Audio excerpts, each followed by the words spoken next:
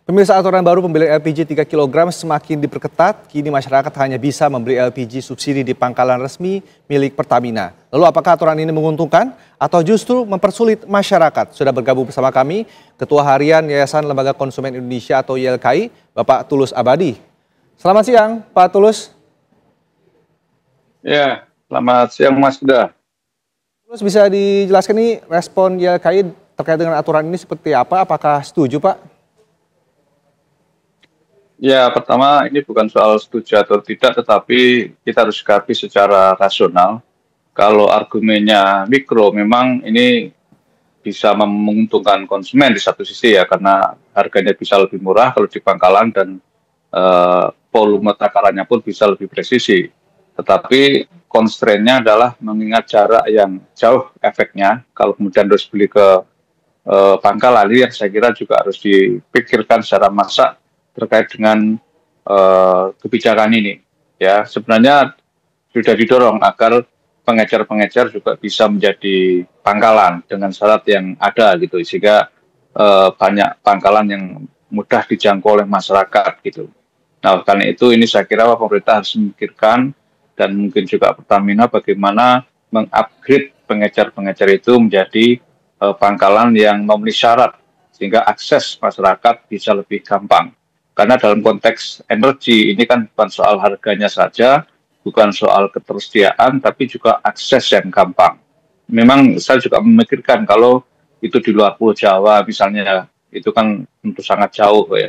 Atau di Jakarta yang dengan kemacetan tinggi dan segala macam itu juga menjadi persoalan. Jadi kalau yang saya baca juga ini kan Pertamina masih transisi dalam 1 bulan, dari 1 Februari sampai nanti Maret. Nah, oleh karena itu dalam 1 bulan terus nanti ada evaluasi kira-kira di lapangan seperti apa. Tapi prinsipnya bahwa upaya menjadikan distribusi tertutup bagi gas LPG 3 kg, karena ini LPG yang disubsidi, maka memang harus dilakukan secara tertutup dalam arti orang yang betul-betul berhak sesuai dengan data kemiskinan sosial di Kemensos itu yang berhak menerima ya.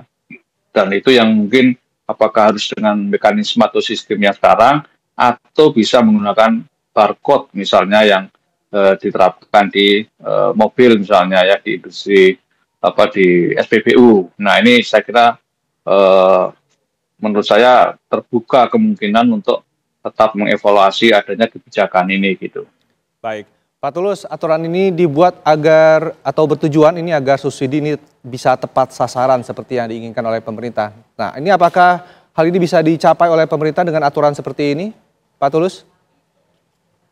Ya, sebenarnya dengan aturan yang baru ini saya juga belum ada kepastian soal apakah nanti bisa menghemat subsidi yang diberikan dalam arti sesuai dengan peruntukan orang yang menerima atau tidak. Karena ini saya kira perlu revisi terhadap Kepres yang mengatur soal orang yang berhak menerima subsidi LPG 3 kg.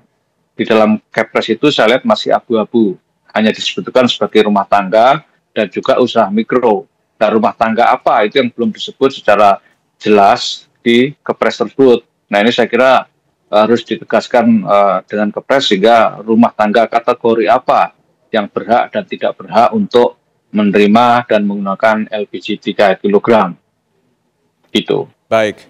Pak Tulus, kita juga melihat di lapangan saat ini banyak sekali permasalahan yang timbul akibat aturan yang baru ini. Salah satunya adalah kelangkaan dan juga kesulitan masyarakat untuk mencari gas LPG. Nah, ini dari YLKI sendiri, apa yang bisa disampaikan kepada pemerintah untuk mengatasi hal ini?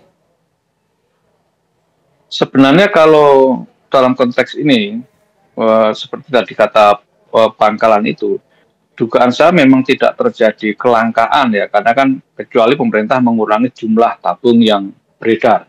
Ya. Nah, kalau pemerintah tidak mengurangi jumlah tabung yang beredar, seharusnya tidak terjadi kelangkaan, tapi yang terjadi adalah konsentrasi di dalam pangkalan itu.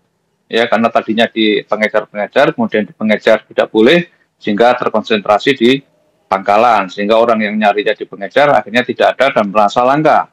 Juga harus nyari ke pangkalan yang kita lihat terjadi antrian-antrian di pangkalan. Sehingga ini memang tentu terjadi shock culture ya, shock behavior karena yang sudah puluhan tahun bisa membeli di pengecer-pengecer, tapi sekarang harus terkonsentrasi di satu pangkalan yang resmi.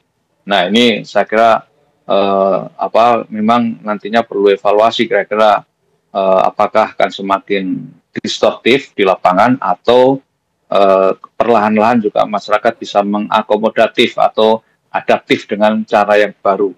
Ya, karena sama saja dulu ketika kita menggunakan minyak tanah, kemudian dipaksa dengan kebijakan baru terus LPG 3 kg, kan juga terjadi satu perubahan perilaku yang shock gitu kan, bahkan ada kejadian-kejadian bocor, ledakan, dan lain sebagainya. Nah, ini juga seperti itu saya kira.